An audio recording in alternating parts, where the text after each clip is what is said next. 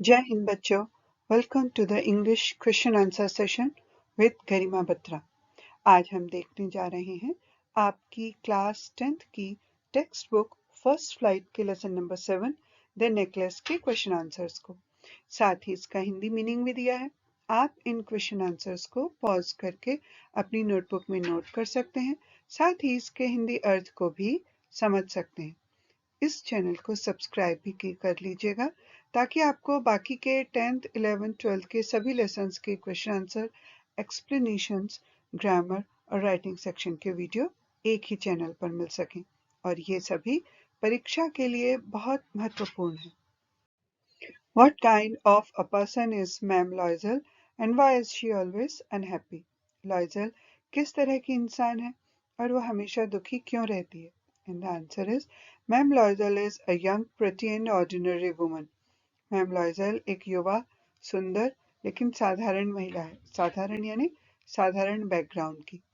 She was a discontented woman. वह एक असंतुष्ट महिला है। She is of a humble background with dreams of riches and comforts. वो एक साधारण पृष्ठभूमि से है लेकिन धन और आराम के सपने देखती है।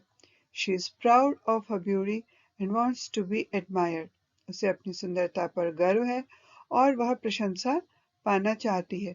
Her humble background was not enough to satisfy her expensive wishes.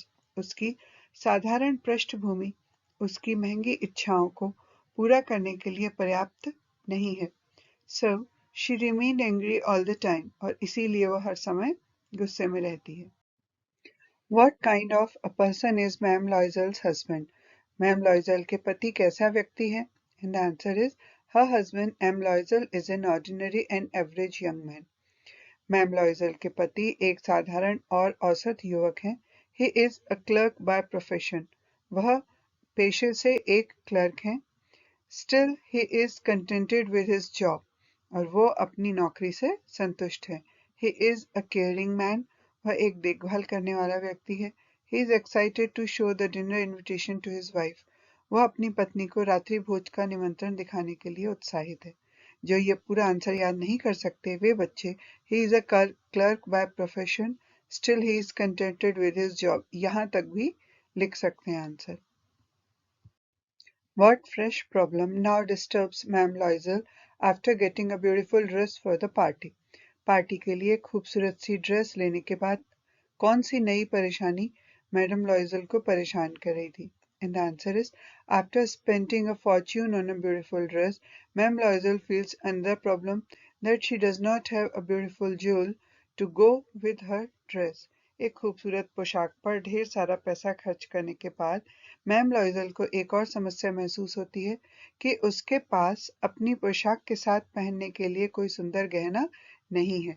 So she asks her husband to pass on the invitation to someone else. और इसलिए वो अपने पति से वो जो निमंत्रण पत्र है वो किसी और को देने के लिए कहती है। How is the problem of Ma'am Loisel solved? Ma'am लॉयजल की परेशानी कैसे हल हुई? And the answer is Matilda Loisel's husband M. Loisel suggests her to borrow some jewels from her rich friend Ma'am Frostier. Matilda लॉयजल के पति M लॉयजल ने उसे उसकी अमीर दोस्त मैम फ्रॉस्टियर से कुछ गहने उधार लेने का सुझाव दिया। Ma'am Forestier lends her a beautiful diamond necklace. फिर मैम फ्रॉस्टियर ने उसे एक सुंदर हीरे का हार उधार दिया। In this way her problem is solved. इस तरह से उसकी समस्या का समाधान हो गया। What do Mr. and Ma'am Loisel do when they did not see the necklace after the party? जब मिस्टर और मैम लॉयजल ने पार्टी के बाद हार नहीं देखा तो उन्होंने क्या किया? And the answer is M. Loisel goes back and searches to the lost necklace. M. Loisel वापस जाता है और खोए हुए हार की खोज करता है।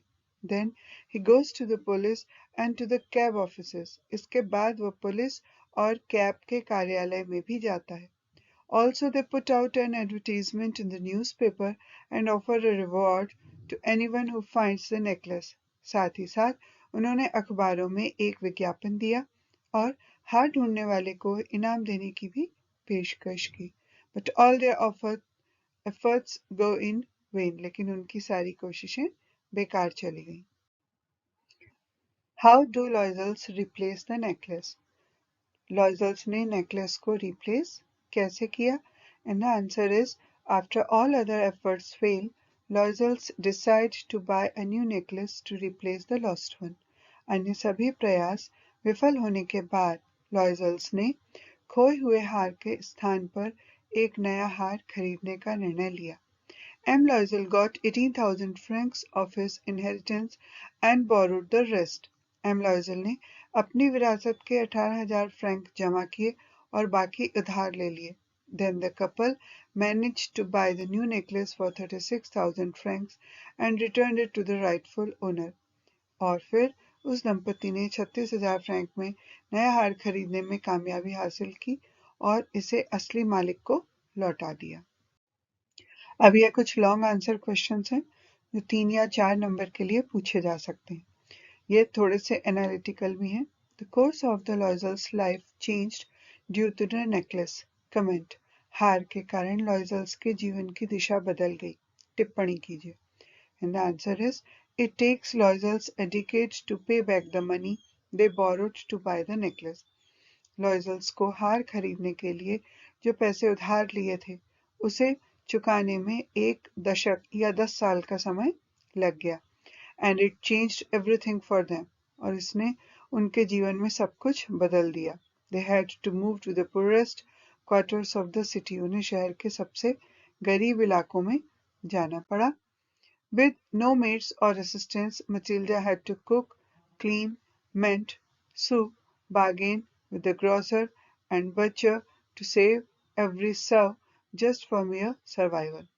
बिना किसी नौकरानी या सहायता के मटिल्डा को सिर्फ जीवित रहने के लिए खाना बनाना, साफ सफाई करना, मरम्मत करना, सिलाई करना, किराना व्यापारी और कसाई के साथ मोलभाव करना और हर चीज को बचाना था।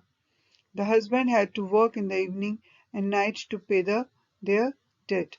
उनको कर्ज चुकाने के लिए उसके पति को शाम को और रात को काम करना पड़ता था। In this way, the course of the Loisel's life changed due to the necklace. इस तरह हार की वजह से लॉयजल्स की जिंदगी की दिशा ही बदल गई। What was the cause of Matilda's ruin?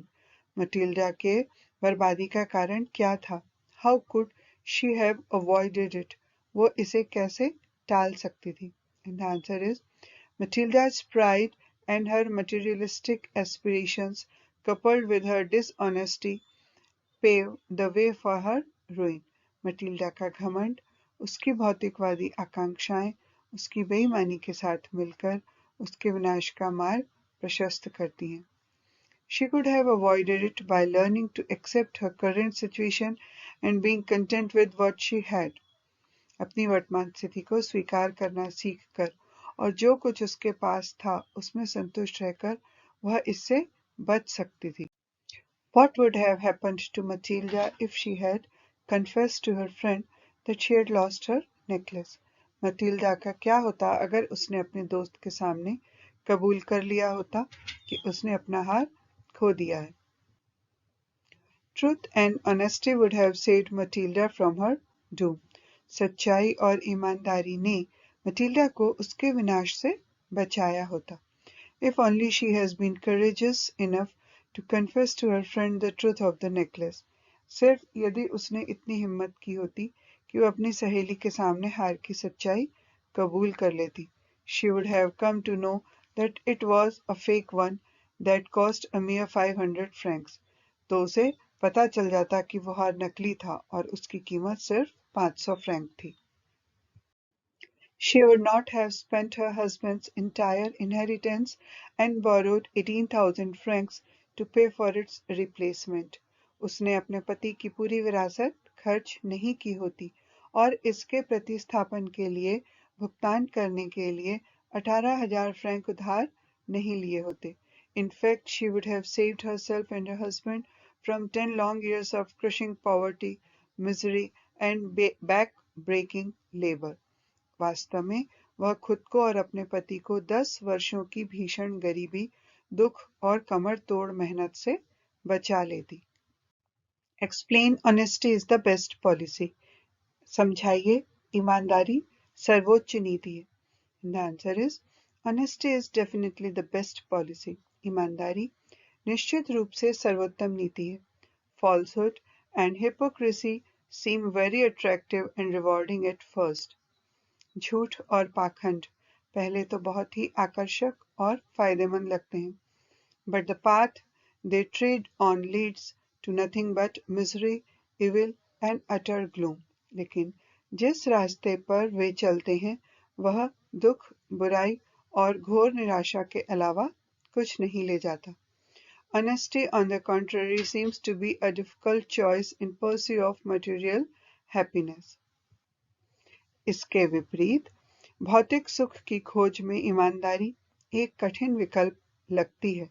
However, it is the only choice for a life of contentment, peace and everlasting happiness. लेकिन वास्तव में संतोष, शांति और चिरस्थायी खुशी के लिए यह एकमात्र विकल्प है. We should be content with what life gives us. जीवन हमें जो भी देता है हमें उसी में संतुष्ट रहना चाहिए. इसका आंसर है life is a great mystery. जीवन एक महान रहस्य है. For every individual, this mystery of life comes wrapped in a unique package.